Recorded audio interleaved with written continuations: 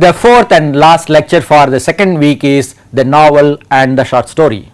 We combine two forms of literature in this one presentation. First we will see the novel and define it, see the origin and development. We will see the types of novel with reference to realist and modernist novel. We will focus on autobiografiction, concentrating on fictional life writing, and then we will see the elements of fiction like plot, character, point of view, stream of consciousness, setting, design. Then we will move on to the next form of writing, that is the short story. Here also we will deal with the origin, development and definitions of the short story given by Edgar Allan Poe, Herbert George Wells, and also see R.L. Stevenson's classification of the short story and conclude our presentation. Now let us look into the objectives we have set for ourselves for this presentation.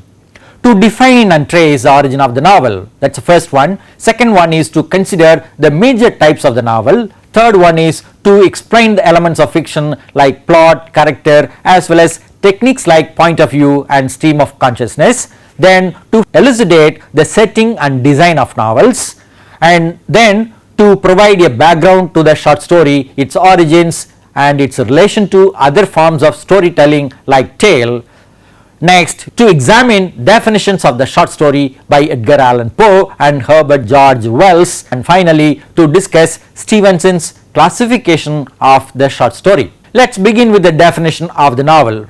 According to Merriam-Webster's dictionary, a novel is an invented prose narrative that is usually long and complex and deals especially with human experience through a usually connected sequence of events. Some events are there, some complex ideas are there, complex experiences are there, but it is an invented prose narrative.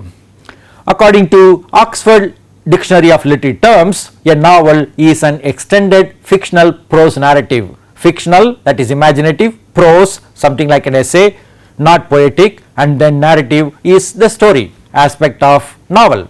For M.H. Abrams, a novel is distinguished from the short story and novelette because of the greater variety of characters, complication of plot, milieu, characters and their motives, and also is distinguished from long narratives in verse form. We have some examples of the novel here. First one is Samuel Richardson's Pamela, then Lawrence Stern's Tristram Shandy, next Jane Austen's novel Emma, and finally we have James Joyce's Finnegan's Wake. All these four are novels, but they are different in their orientation or in their presentation, in their narrative techniques. Let us see the origin of the novel. The novel emerged as a dominant literary form in the 18th century. It had its precursors in ancient, medieval and modern writings, for example in Greek, Italian and British epics. We have specific examples of Homer's The Odyssey, Dante's The Divine Comedy, and the Elizabethan Edmund Spenser's The Faerie Queene, and later the Restoration poet Milton's Paradise Lost. The novel had its intermediate precursors in romance, in poetry and prose. For example, we have Sir Gawain and the Green Knight, and then later we have Thomas Malory's La Morte d'Arthur. The immediate precursors of the novel are found in Cervantes' Don Quixote and Daniel Defoe's novel Robinson Crusoe. Let us see the development of the novel. Actually, the novel became the mouthpiece of individualism, realism and relativism. It was grounded in history and geography. It dealt with a protagonist who was in conflict with the society as a whole. The novel grew with the educated middle class. It spread with the growth of the printing press as well. It went on to reflect the modified economic basis of society. For writers, writing also became an independent profession. Novel expanded with women writers and readers in course of time. We have more number of women novelists in the later part of 19th century and early part of 20th century. For example, in Jane Austen and George Eliot in the 19th century. They voiced the common people's concerns. Particularly in the 19th century, Charles Dickens gave expression to the sufferings of the people in novels like Oliver Twist and Hard Times. It developed with the social, technological, scientific development of the society. We have different types of novel. We have various slides to refer to different types. So in this slide we will see 4 types of novel. First one is the picaresque novel. Deals with the experiences of a vagrant rogue, actually from Spanish picaro, that's why we have picaresque, in his conflict with the social norms. It uses an episodic narrative and use the mode of satire on social injustice. The best examples of the picaresque novels are Daniel Defoe's Moll Flanders and Joseph Fielding's Tom Jones. The second type of novel that we have here is the Bildungsroman. It is the novel of education. It dealt with the development of a protagonist from childhood to adulthood, and the example that we have here is George Eliot's The Mill on the Floss. The third type of the novel that we discuss is the Künstlerroman, which is a novel about the growth of an artist. The best example for this growth of the artist novel is James Joyce's A Portrait of the Artist as a Young Man. The fourth type of novel that we have is the epistolary novel. It uses the device of letters for telling the whole story in the first person narrative. Two of the examples for this epistolary novel are Richardson's Pamela and Clarissa. We will see more types of novel here now. 3 types of novel here we have: the historical novel, the satirical novel and the gothic novel. The historical novel obviously deals with the actions and characters set in a realistic and historical context. For example, Sir Walter Scott's Waverley and Ivanhoe are considered to be very good historical novels. Next, we have Leo Tolstoy's War and Peace, which is also considered to be a very good historical novel. Then we have the satirical novel, which meant to expose the weaknesses of human beings. Two of the best examples for the satirical novel we have here in Jonathan Swift's Gulliver Travels and Twain's The Adventures of Huckleberry Finn. And lastly, we have the gothic novel, which is a story of terror and suspense. It is generally set in a gloomy old castle or monastery. The term gothic actually relates to medieval architecture. Two of the best examples for the gothic novel are Horace Walpole's The Castle of Otranto and Anne Radcliffe's novel The Mysteries of Udolpho. Here again we have 3 types of novel: the detective novel, the utopian or science fiction novel and new journalism novel. The detective novel, as you can understand, is about the investigation of a crime or a mystery by a detective agency. For example, we have Arthur Conan Doyle's The Hound of the Baskervilles as a good example of the detective novel. Next is Agatha Christie's novel Murder on the Orient Express. When we come to the utopian or science fiction novel, we have to understand that the utopian novel attempts to present an alternative world to criticize the socio-political conditions of the present world. For example, George Orwell's 1984 and Margaret Atwood's The Handmaid's Tale presented alternative worldviews for us. Next, we have new journalism, which is actually a presentation of incidents based on real events in a novel form. Two of the examples are Truman Capote's In Cold Blood and Norman Mailer's Armies of the Night. When we come to novel, we have to understand that many of the novelists have written about their own lives. That's why we have the term autobiografiction, fiction as autobiography or autobiography as fiction. This term autobiographiction was coined by Stephen Phillips in 1906. Later it was revived by Max Saunders in Self-Impression in 2010.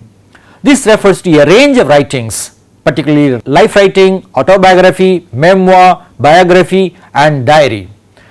We may have autobiographical novel, which is actually a fictional biography written by the subjects themselves with an emphasis on the self-development. One of the best examples of autobiographical novel is D.H. Lawrence's Sons and Lovers. Then we have memoir novel, which is a fictional writing about people and events that the author has known or witnessed. Daniel Defoe's Moll Flanders is a memoir novel. Then we have diary or journal, which is about a day-to-day record of events in one's life for personal satisfaction. For example, Samuel Pepys' diary is well known in English literature. What are the elements of fiction? We have 5 of them here: plot, character, point of view, setting and design. Plot refers to the answer to the question what happens. Character refers to the question who acts, and then point of view tells us about who sees what. Then when we come to setting, we have the question to answer where and when do the events take place. And finally the design answers the question what elements shape the reader's experience. These 5 elements we will look at one after another now. As we discussed in the case of drama, the plot is the main story. It is about the pattern of events and situations in a narrative. It may deal with an ideal plot with these elements or with these aspects: exposition, complication, climax, resolution. The exposition presents the initial situation, the complication deals with the introduction of the conflict, and climax deals with the addition of a suspense leading to a turning point, and lastly we have the resolution to end the story. The basic plot of a novel is usually the linear plot presenting details in a chronological order. One of the examples for the basic plot is Gustave Flaubert's Madame Bovary. We have on the other hand the complex plot, which deals with the cyclical way of presenting details through flashback and foreshadowing. The good example for complex plot is Kurt Vonnegut's Slaughterhouse-Five. The next element is character. The characters are the people or actors in the story. E.M. Forster has made a distinction between flat and round characters in his book Aspects of the Novel. The flat character is a two-dimensional type character without any change, usually minor or supporting character, and dominated by certain traits. A good example of the flat character is Widow Douglas in Mark Twain's novel The Adventures of Huckleberry Finn. We have the round character, which is a three-dimensional individual character with some change in the end, usually a major character like the hero or the heroine or the villain. For example, Elizabeth Bennet in Jane Austen's Pride and Prejudice is a round character. Both these characters, that is type and individual, may be combined in some novels like Melville's Moby Dick. We have the hero Captain Ahab as both type and individual character in this novel. There are certain methods of characterization. How do we present the character?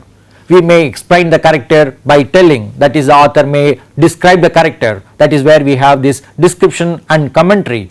The way in which explanatory characterization is done can be seen in Charlotte Bronte's Jane Eyre. On the other hand, we have dramatic characterization, that means showing through dialogues and actions. The good example for dramatic characterization is Ernest Hemingway's The Sun Also Rises. No novel may use pure explanatory characterization or dramatic characterization. Both telling and showing may be combined in novels. The narrator may also be a character in the novel. For example, Nick Carraway in Scott Fitzgerald's novel The Great Gatsby is the narrator and also a character. The next element that we have to discuss is point of view. The way in which a story is presented refers to the point of view.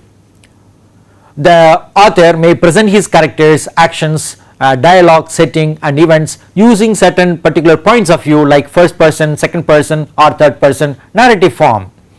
The position or the vantage from which the events of the story are told is the point of view. There may be a single point of view or multiple points of view.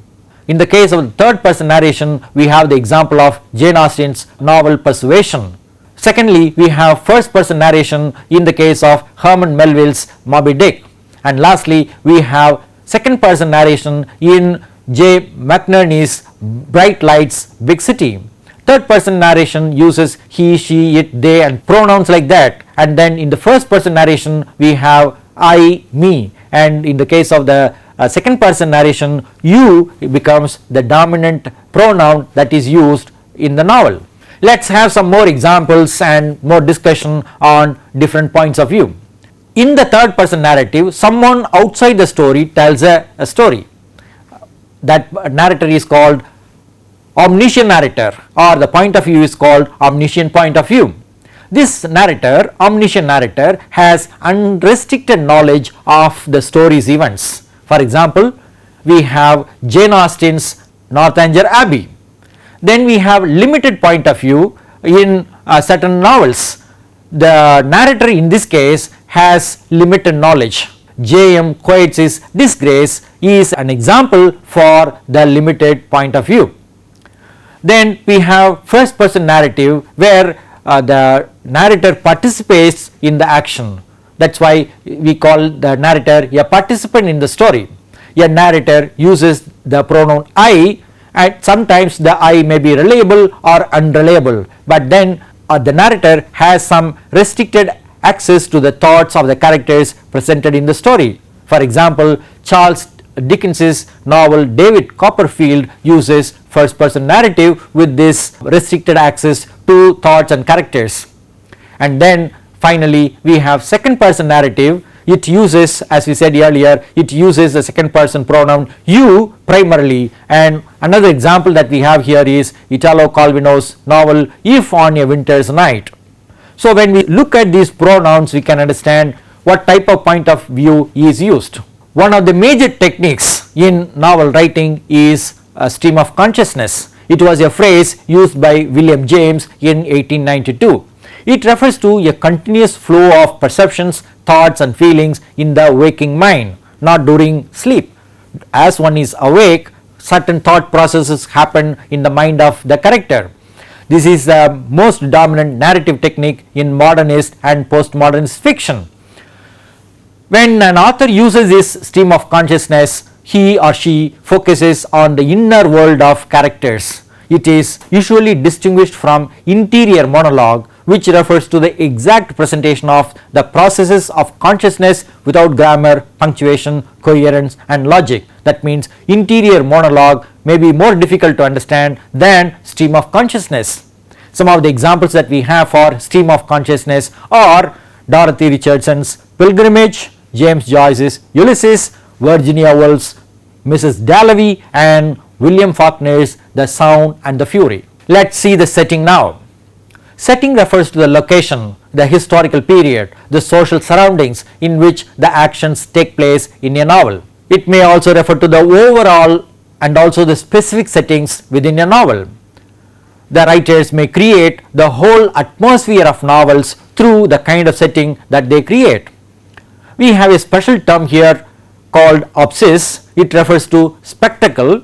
It means whatever is visible for the audience or the readers. For example, the architecture of buildings in Gothic fiction will certainly be visible to the readers. The inner world of characters in modernist fiction is also visible to the readers. Setting can also refer to location. For example, the house in Edgar Allan Poe's short story The Fall of the House of Usher. So in certain novels and stories, we have a specific location and also date and time.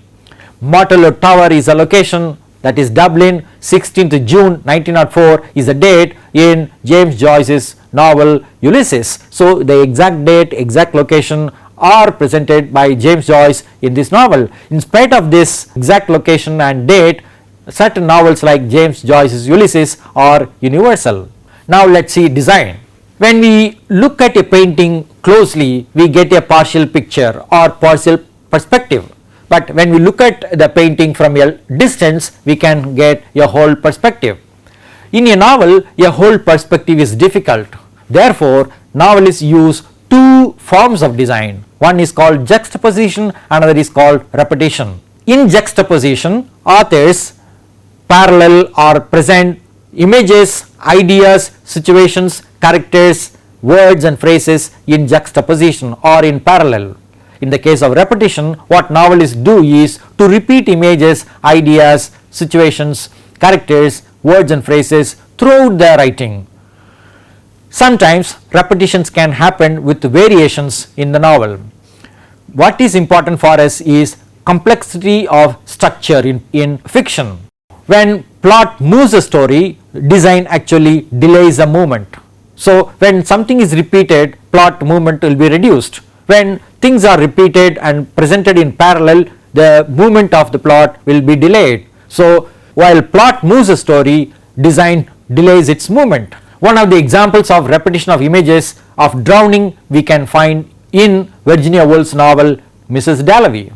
Now we move on to the next form of writing, that is the short story. According to W. H. Hudson's book An Introduction to the Study of Literature, the short story is a miniature form of the novel with its own features. This is a favorite and popular form of writing in modern literature. There are two reasons for the emergence of the short story. One is the rush of modern life and the other is the development of the magazines. There are also two major limitations of the short story. One is the inability to exhibit life in its variety and complexity, and the other is there is little scope for the development of characters. Naturally, the short form will have some restrictions. Let's see the origins of the short story. The short story has its origins in oral tales. For example, in the Bible we have the book of Job dealing with a story, and again we have the parable of the prodigal son in the Bible. In the case of Italian literature we have Boccaccio's Decameron, and in the case of British literature we have Geoffrey Chaucer's poem The Canterbury Tales. These are narratives, actually narrative poems, they tell stories. And then with the arrival of magazines and periodicals we have many stories being written. Steele and Addison's The Tatler and The Spectator are magazines which welcomed stories from authors and published them. In the case of America we have Nathaniel Hawthorne, who wrote Twice Told Tales. In America again we have the New Yorker magazine which published short stories right from its inception in 1925. The short story is actually considered to be the specialty of the Americans. It is usually compared with the novella and the novelette. Novel, novella, novelette, and then the short story. So in terms of length we have novel at one end and short story at the other end. The key characteristic of the short story is impression of unity in one sitting without interruption. One should be able to read the short story without interruption in one sitting. That is one major characteristic of the short story. The short story is related to many other forms of stories. For example, the anecdote or the tale. Unlike the anecdote, the short story deals with an unelaborated narration of a single event. The short story organizes the action, thought and dialogue of its characters into the artful pattern of a plot. The short story may use a comic, tragic, romantic or satiric plot. Further, it may use a point of view and a mode of fantasy or realism or naturalism within its scope. Like the tale, the short story may deal with a story of incident. For example, Poe's The Gold Bag is a story of incident. The short story can also concern a story of character. For example, Hemingway's A Clean, Well-Lighted Place is a short story of character. Unlike the novel, the short story varies in its magnitude because of its length, that is very short. Edgar Allan Poe has given a definition of the short story while reviewing Nathaniel Hawthorne's book of tales, Twice Told Tales. He says, in the brief tale, however, the author is enabled to carry out the fullness of his intention, be it what it may. During the hour of perusal, the soul of the reader is at the writer's control. There are no external or extrinsic influences resulting from weariness or interruption. We have some example of the short story here. Poe's The Fall of the House of Usher, and then Poe's The Gold Bug. We have a specific essay by Edgar Allan Poe, that is the philosophy of composition, where he deals with the features of the short story like brevity, single sitting and unity of effect. Short or brief is a major characteristic, and then reading must be done in one sitting, that is another characteristic, and one more is unity of impression or effect. The readers must be able to get everything in one unified form of impression. That is the definition of Poe for the short story. H.G. Wells is again a popular writer British writer, he has given a definition of the short story. He is a science fiction novelist and short story writer. He is known for Time Machine and The Invisible Man.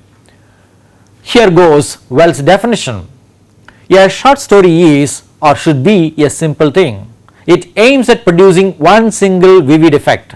It has to seize the attention at the outset and never relaxing gather it together more and more until the climax is reached. The limits of the human capacity to attend closely therefore set a limit to it. It must explore and finish before interruption occurs or fatigue sets in. The reader should be able to complete the reading in one sitting, like what prose says, and then there should not be any interruption, or before some interruption occurs this reading must be complete, and it is a simple story according to H.G. Wells. It is a simple thing. It produces a single effect, vivid effect, clear effect. Here are two examples from H.G. Wells. The Star is an apocalyptic story, and The Truth About Pycraft is a comic story. It will be good for you to read it and understand how a comic character presents himself. Next, we see R.L. Stevenson's classification of the short story. According to Stevenson, there are three types of stories. One is story of plot, another is story of character, and the last is story of situation. We have some examples for these three types of short stories. For the story of plot, we have the examples of Stevenson's The Bottle Imp and Guy de Maupassant's The Necklace.